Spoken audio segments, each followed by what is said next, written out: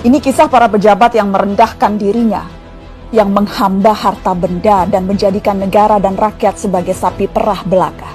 Saat kita semua menahan diri untuk melakukan ini dan itu, yalah beberapa politikus dan pejabat kita malah tetap bernafsu untuk nodong sana-sini, ngutil sana-sini. Saat kita semua mencoba bertahan di tengah badai, jungkir balik melanjutkan hidup saat semuanya begitu sulit, para politikus dan pejabat juga tetap berakrobat dengan anggaran. Entah berapa ratus ribu orang yang sudah di PHK, yang usahanya bangkrut, yang penghasilannya merosot. Tapi itu tak mengurangi nafsu para pejabat rakus yang tidak punya harga diri. Menteri Kelautan dan Perikanan bersama beberapa staf khusus dan pejabat kementerian meminta cashback dari setiap benih lobster yang diekspor. Mereka memakai uangnya untuk berbelanja barang-barang mewah persis ketika kebanyakan dari kita sedang mati-matian bertahan memenuhi kebutuhan-kebutuhan pokok. Saat banyak orang kelimpungan mencari ruangan perawatan karena kamar-kamar rumah sakit sudah sesak dengan pasien COVID, Wali Kota Cimahi malah memperjualbelikan izin pembangunan rumah sakit. Dan yang lebih gila lagi, para pejabat Kementerian Sosial berikut dengan menterinya sekaligus malah menodong para vendor dengan uang cashback.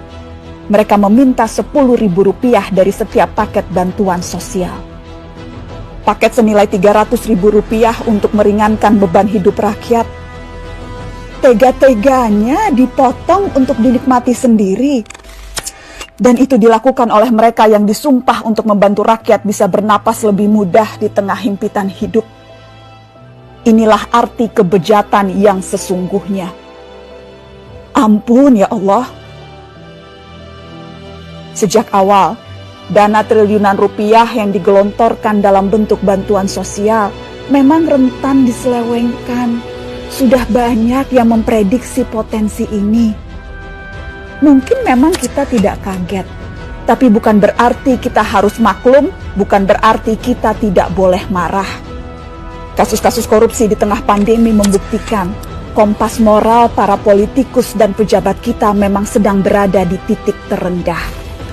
Bahkan pandemi yang membunuh banyak orang, menyengsarakan banyak orang, tak membuat para pelaku menahan diri dari hasrat memperkaya diri sendiri.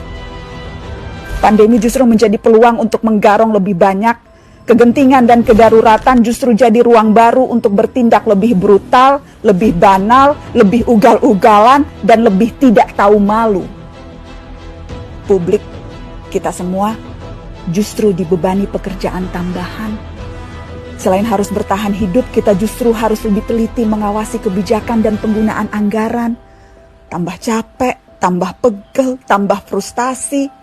Tapi pilihannya tidak banyak. Semakin kita apatis, semakin senang mereka menggasak uang negara.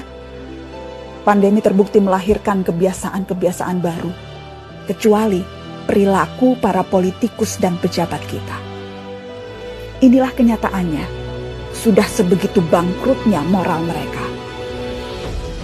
Memang kita tidak kaget, tapi sangat wajar dan sangat pantas untuk kita marah.